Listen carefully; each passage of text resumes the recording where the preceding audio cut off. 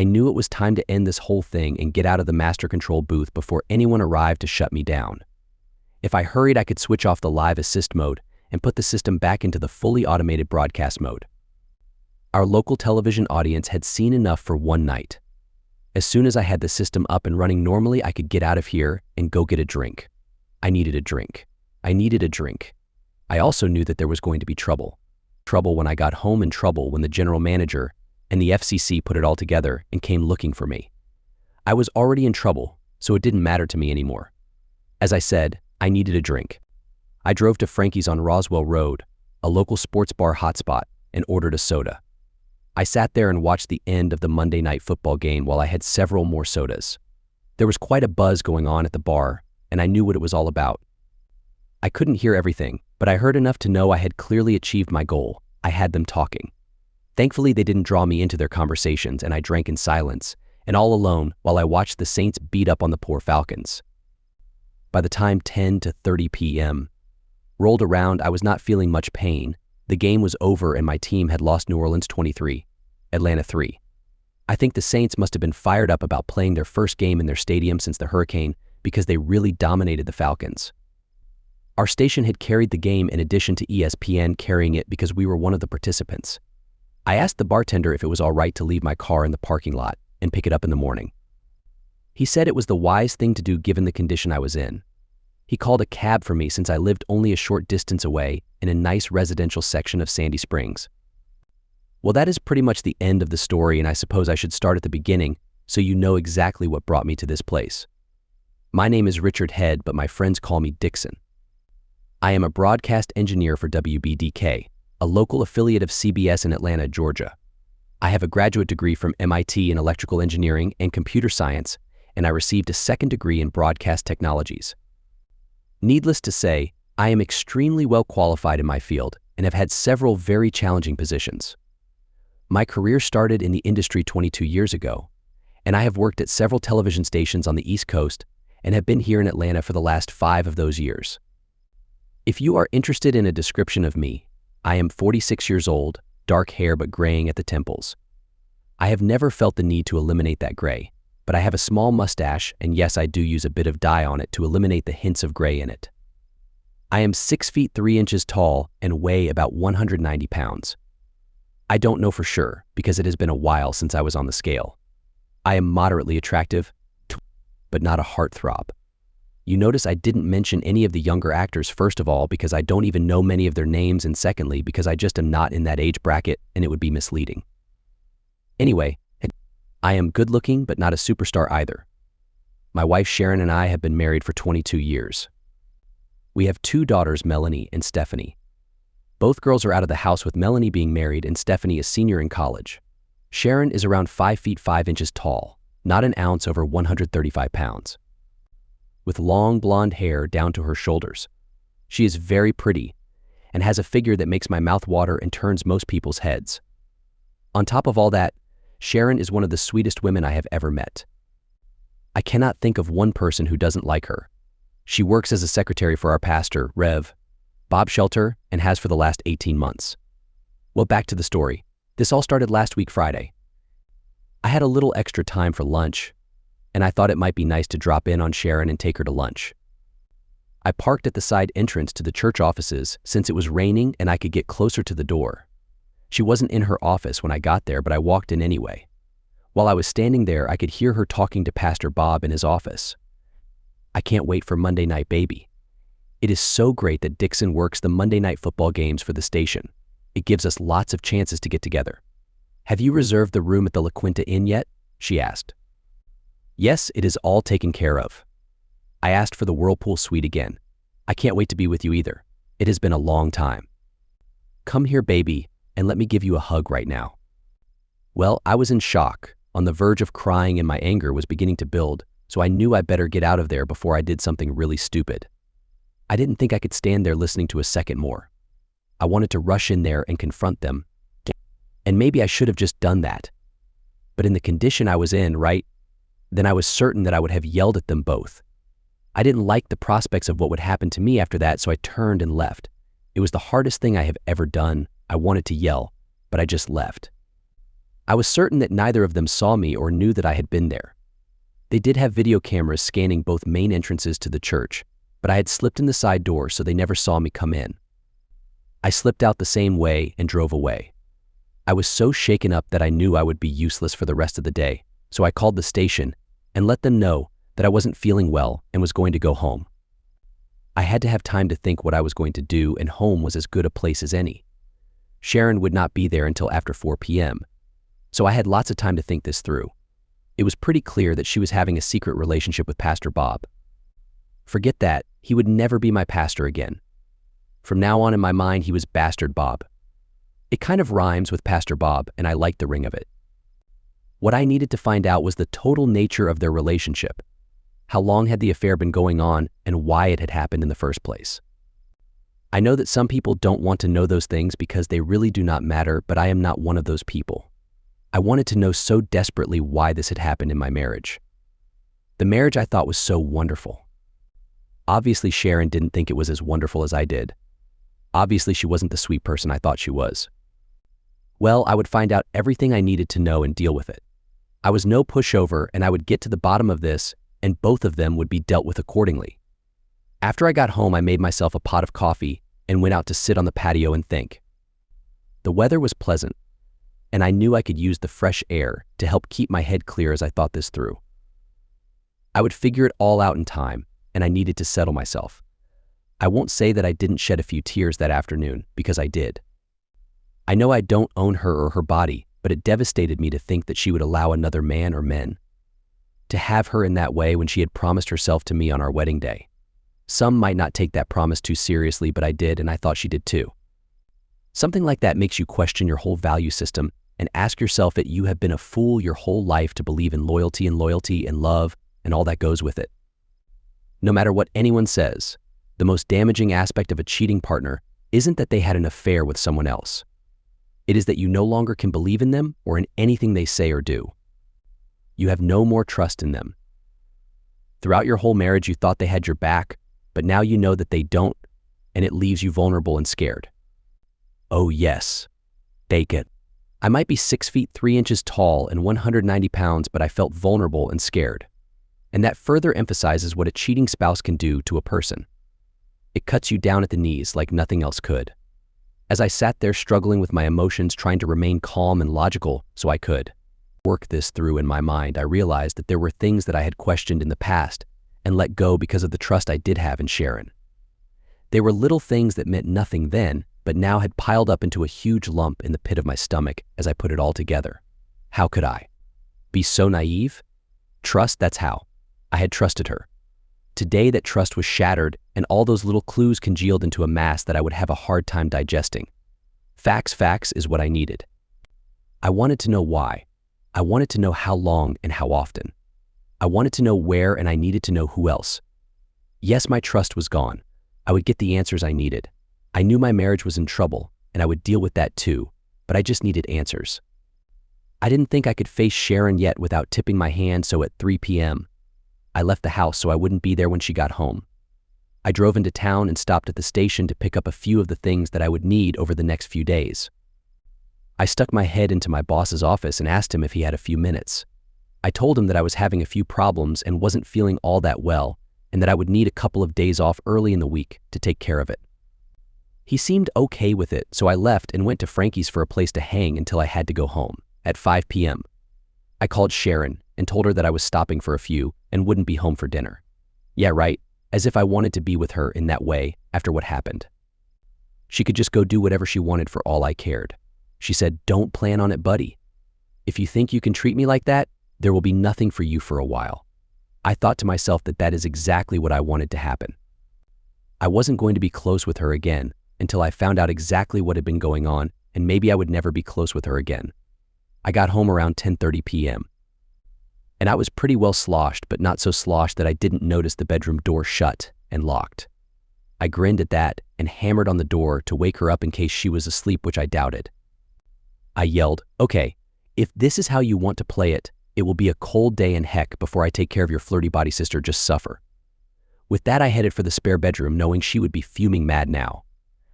That would buy me quite a few days of not having to explain to her why I didn't want to be close with her. The next morning when I got up, she was sitting at the kitchen table, having a cup of coffee when I walked in. I am sure the temperature of her coffee dropped a few degrees at that moment because it got extremely chilly in that kitchen and her stare at me was ice cold. If I hadn't known she was an unfaithful person at that moment, her look would have sent icy shivers down my spine. I smiled at her and said, "Don't bother getting up to make me breakfast, honey. I will grab something on my way to the golf course." I walked out the kitchen door into the garage, threw my golf clubs in the trunk, and backed out of the garage and drove off. Moments later, my cell phone rang, and I saw that it was her, so I didn't answer it. A couple of minutes later, I heard it beep, and I knew she had left me a message, so I listened to it. Darn, she was mad. "You jerk, how could you do that to me? Get your rear end back here right now." Jerk Bob? No, it was Jerk Bob, not Jerk Dixon. If anyone was a jerk, it was him and not me. I had no intention of going golfing, but that bought me a few hours to do what I needed to do. I drove straight to my former church. You don't think I would ever want to hear Jerk Bob preach again, do you? It was still pretty early when I got there, so I knew there was little chance anyone would be around, and I was right. I let myself into the building, yes. Because my wife worked there, we did have a key to the church and went directly to the offices. My goal was to plant the remote micro cameras and mini microphones in her office and in Jerk Bob's office. It didn't take me very long to get that accomplished, and I hid the transmitter behind some old hymnals in the supply closet across the hall.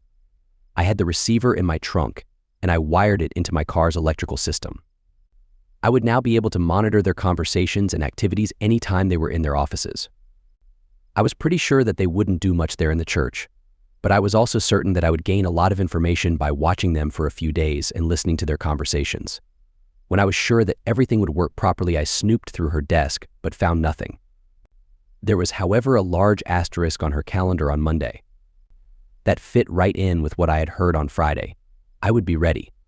Then I went into Jerk Bob's office and snooped around as well. I had very little luck finding anything incriminating, but at the last moment I had an inspirational thought.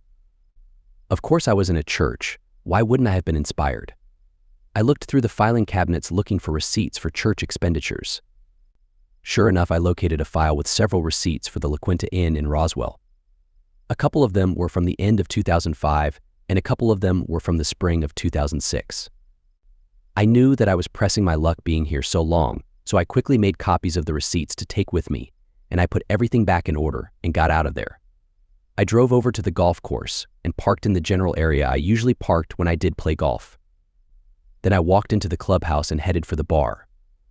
I knew a few of the people in there and wanted to make sure that they would remember that I had been there.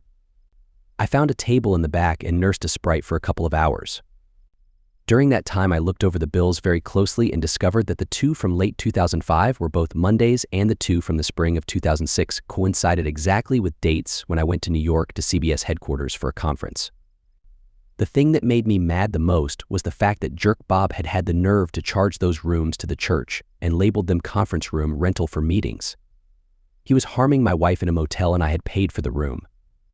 Yeah, we gave money to that church, but I wouldn't be giving any more. Their goose was cooked now. All I had to do was get a bit more evidence, and the gavel was going to fall. I knew that this had been going on for close to a year at a minimum, and probably longer. That too coincided with some of the hints that I had thought about earlier. My guess is that Jerk Bob has been hurting her since before she went to work for him. She had a good job at the Telfor Corporation as a receptionist, but she jumped at the chance to go to work for the church, saying, "Honey, it will be so close to home and I will be working for the church. What could be better than that? And the pay will be very close to what I was making at Telfor. How can I pass this up?" Yeah, closer to home, working for the church, almost the same pay, but obviously it was the extra benefits she was most interested. As you can tell, I was getting angrier by the minute. I couldn't believe what a fool I had been. It made me angry, but it also made me sick to think that this sweet woman, whom I had adored my whole marriage, could do this to me, and not even bat an eye. Darn, I was going to make them pay. I figured it was about time to do a little checking, so I went out to my car and logged my iPod into the frequency of the receiver I had in the trunk. Sure enough, after I had scrolled though a few minutes of data, I saw Jerk Bob walk into his office. He picked up his phone and dialed a number. I thought, shoot, I should have put a bug on his phone, but I hadn't. Oh well, I will have to be content to hear a one-sided conversation for now. "Yes, Sharon, I am at the church." I came here right after you called me. Why don't you tell me why you are so upset? Pause. Oh, has he ever done that before? Pause. I see. What do you suppose set him off? Pause. You don't think he is suspicious of anything, do you, Sharon? Pause laughingly. Okay, well, you can get even with him on Monday night. With that, he hung up and sat there contemplating something. I was just about to shut the transmission down when he muttered something that was barely audible, but I did manage to get it. I made sure I saved that soundbite so I could use it to my advantage later. After I shut down, I drove home. I figured it would be a bit cool there, so when I got home, I just set out to mow the lawn and do a few chores down in the basement. She didn't say much to me when I walked in, but it was obvious that there was still some heat there. When I ignored her at the dinner table, she just sat and stared at me. Finally, she couldn't take it anymore and she tried to make conversation. Bob, what is going on with you anyway? Why have you been acting this way? Sharon, you are the one who locked me out of our bedroom last night. Now you can put up with the consequences. I have very rarely gone out with the guys, and you blew up at me and threatened me the one time I did, so this is on you and not me. Forget you, she said, just forget you. I looked her square in the eye and said, is that any way for a fine person to talk? Your actions are hardly those of a person who is supposed to have a strong faith. Oh my goodness, you should have seen the look she had on her face. There was guilt written on her face so thick that anyone who saw her would have known she was doing something wrong. How she could have thought I wouldn't see that, I don't know. I will give her this, though she did recover nicely and finally excused herself from the table. I thought to myself, when I drop the gavel, she will not recover so nicely. A while later, she came into the family room where I was watching television. Don't tell anyone, but I was watching Fox, trying to get balanced news coverage. Her eyes looked a bit red, and I figured maybe she had done a bit of crying. The rest of the evening went on without incident, and when I was ready to go to bed, I simply walked down the hallway to the spare bedroom and went to bed. A few minutes later, she walked into the room and stood there. What do you want? I asked her. Aren't you going to come to bed with me? She questioned. Nope, you made it clear that there was no closeness in my immediate future, so I might as well sleep in here alone and get a good night's sleep. With that, she ran crying from the room. Frankly, I didn't care. Sunday morning, she woke me up at 8 a.m. She was dressed for church and asked me if I was going to get up and go to church with her. I told her, no, I am not going today. You go and be a good person, and I will stay here and enjoy the day. There was that look again. I think she was starting to get the picture a bit, but again, she recovered nicely.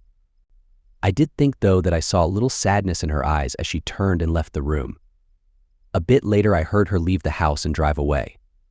Later on, she wanted to talk, and I told her to just leave me alone. That ended the day, and we both went to our own rooms. Monday morning, I got up and headed out of the house without seeing her or talking to her. My cell rang.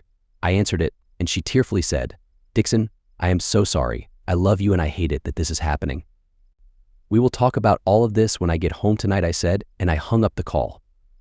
I called my boss and told him that I was still going to be off for the day, but that I would handle the Monday night football game as previously planned. He was happy that I was going to be available for that. He also asked me how things were going, and I said they were going as well as could be expected. My next stop was the La Quinta Inn in Roswell. There was a young person sitting behind the check-in desk when I walked into the lobby. I walked over and noticed that his name tag said he was Kevin. I asked him if he would do me a favor. He looked a bit skeptical but asked me what I needed. I told him the truth. I said, Kevin, I am certain that my wife is being unfaithful and she will be meeting this person tonight, and I want to catch them in the act, so I need to be able to get into that room. He said, I can't let you go into that room while they are there. I could get into a lot of trouble. I know you could, but I actually just want to put a microphone in there so I can record what they are saying. If you will let me do that, I will get you a couple of tickets to the next Falcons game. He asked for 4 tickets instead. I really didn't mind since I did have 4 tickets from the station that I could give him. I agreed, and he gave me the key to the only Whirlpool suite in the motel. What he didn't know is that I was not only going to place a couple of mini microphones, but I was also going to plant a couple of micro cameras like I had at the church offices. I also put a bug in the phone so you could hear both sides of any conversation. When everything was set up, I tested it to make sure I was getting good transmission and good views of both the Whirlpool and the bed. I knew the images would be amazing if I had it set up right, and I would have all the evidence I needed. I double-checked to make sure that they were all relatively invisible and left the room. On my way out, I stopped at the desk to drop off the key to Kevin and gave him the tickets that I had promised him for next week's game. Thanks, Kevin. I hope this all works out. Enjoy the game. Now I had a lot of time to kill, so I decided to take care of a few things that I would need to have ready. I went to our bank and got cashier's checks for half of the money in our checking account and half of the money in our savings account. I called and canceled our joint credit cards. I called my broker and arranged to meet him shortly after lunch. I told him I wanted some changes made to our investment accounts, and he said he could have everything ready by the time I got there.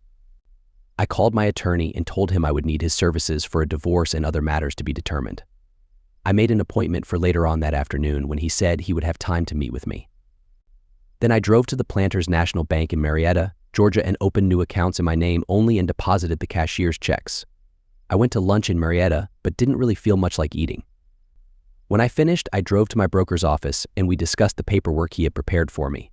They essentially split our investment portfolio into 2 equal parts without the necessity of selling any assets and creating unwanted tax consequences.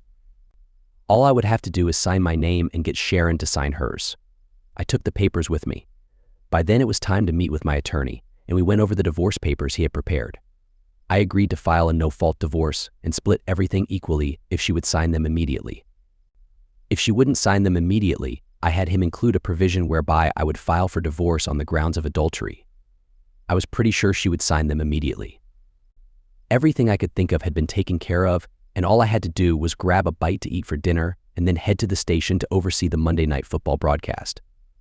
When I left his office, I turned my cell phone back on and had a couple of messages from Sharon. She said, "Dixon, I don't know what is going on with you, but you are scaring me. Why don't you come home before the game and talk to me about it? I love you so much, and it is tearing me apart that you are acting like this," she continued. "Please call me. Call me." I knew what she was going to be doing tonight, and she knew, and yet she could say the things she did to me. I thought I must be the biggest fool in the universe to have loved and trusted this person. I had made up my mind.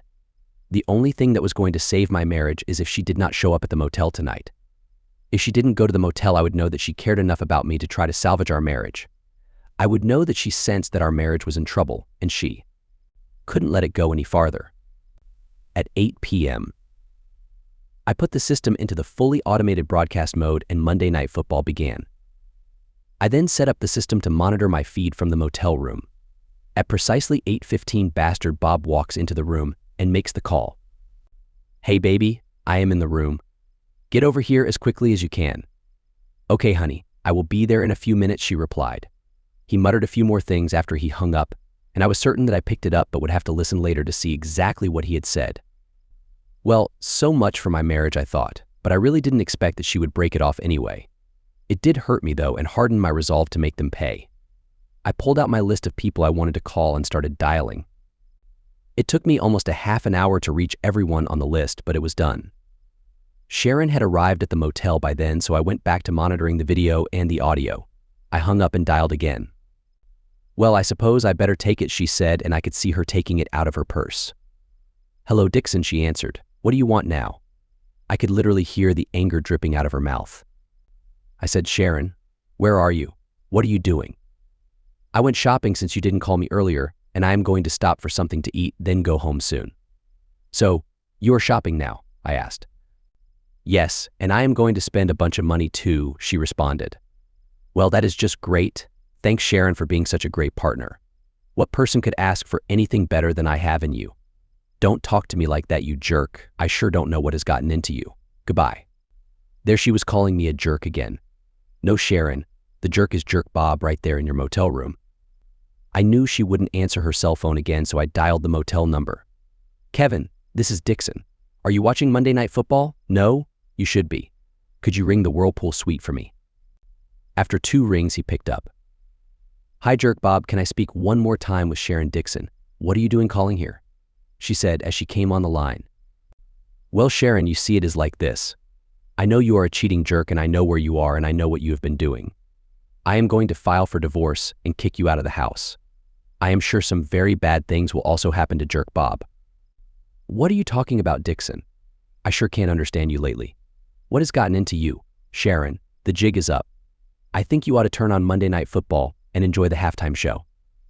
I will see you later. Goodbye. On the live monitor of the room, I could see her go to the television set and turn it on and tune it to MNF. Oh my gosh, no. She screamed when she saw the streaming video of her and Jerk Bob having relations. There was a time delay from the live video, so she saw plenty of what the whole Atlanta area had been seeing. Oh no, oh no, oh no, oh no was all she could say as she hurriedly dressed and ran out of the room. Jerk Bob was in no less of a hurry to get out of there and was cursing the entire time. I will hurt that person. I will hurt him, he mumbled. As soon as they were out of the room, I shut down the monitors and let the video stream to the end. Then I switched off the live assist mode and put the system back into the fully automated broadcast mode. I pulled the tape and left the broadcast booth. It would probably be the last time I would be in the building, so I took a few things from my desk that I would want. Now, you are up to speed. I spent the rest of the night at Frankie's, and yes, my halftime show was the talk of the bar. After the game ended, I was headed home in a cab. When I got home, Sharon was sitting in the living room with all of the lights off. The phone was off the hook, and I could tell that she had been crying her eyes out. She cried a lot, but I didn't care. It was over as far as I was concerned. How could you do that to me, Dixon? She wept. After all the years we have been together, how could you? No, Sharon, I replied. The correct question is, how could you do that to me? I am drunk and I am going to go to bed. We will talk tomorrow. She didn't move as I walked out of the room and down the hall to the spare bedroom. In the morning, when I got up with a pretty bad hangover, she was still on the sofa with dark circles around her eyes. It looked to me like she had not slept at all, but again, I really didn't care. She did this to herself. I had nothing to do with it. I walked over and put the phone back on the hook, and it almost immediately started to ring. For the next hour and a half, I answered calls from family members, including her mother and father, friends, church people, my boss, or should I say ex-boss, and both of my daughters. They were terribly upset about what they had seen, and nothing I said to them would calm them down. I knew it was cruel for them to have seen what they did, but they are adults and will get over it. And oh yes, there was a call from Mrs. Jerk Bob too. She wanted to know if I kept a tape of the whole event, and I assured her I had a tape in safekeeping and would give her a copy if she wanted it or needed it. It was plain that everyone I had called had watched the Monday Night Football halftime show. They were all letting me know it. Some were angry with me because it was inappropriate, of course, and some, like her mother and father, thought I was horrible for putting her on display like I had, but most were sympathetic to me and understood. It was a pretty trying ordeal, actually, but the price I had to pay for what I did. Sharon just sat there crying again during the entire time. Finally, I left the phone off the hook again and went to make myself some coffee. When I came back, I offered her some coffee and took out the divorce papers and the investment paperwork she needed to sign. Sharon, I am divorcing you. After what I found out and saw last night, you have been cheating on me for at least a year or more, and there is no way I will stay married to you. These are divorce papers, and if you read them in their entirety, you will see I am asking for a no-fault divorce and am agreeing to split our property evenly. In order for that to happen, you need to sign the divorce agreement now and the agreement to split our investments evenly now. There will be no negotiations and no altering of these papers. They are totally fair to you. I will give you until 5 p.m. tonight to see an attorney and verify what I am offering to you and that it is a fair offer. At 5:01 p.m. That deal is off the table, and I am filing for divorce on the grounds of adultery, and I will seek a property distribution based upon both what I brought into this marriage, which was in excess of what you brought in, and based upon our respective earnings. In short, I will go after everything I can get. Make no mistake, this is the best deal you can get, so take it. And in the end, it would be a little foolish of you to fight a divorce based upon adultery when all of Atlanta will know it is the truth. Everyone will know you are a lying, cheating, promiscuous person. It is what you wanted to be. I heard you tell Jerk Bob that, so you have your wish, and now everyone knows it. Take the deal, Sharon. Dixon, I love you and I want to stay married to you. Can't we try to work this out? That may be true, Sharon, but it doesn't matter. Love has nothing to do with it. I will not stay married to you. Our marriage ended when you decided he was more important than me, and believe it or not, you did make that decision when you gave yourself to him, when you had relations with him like a common person.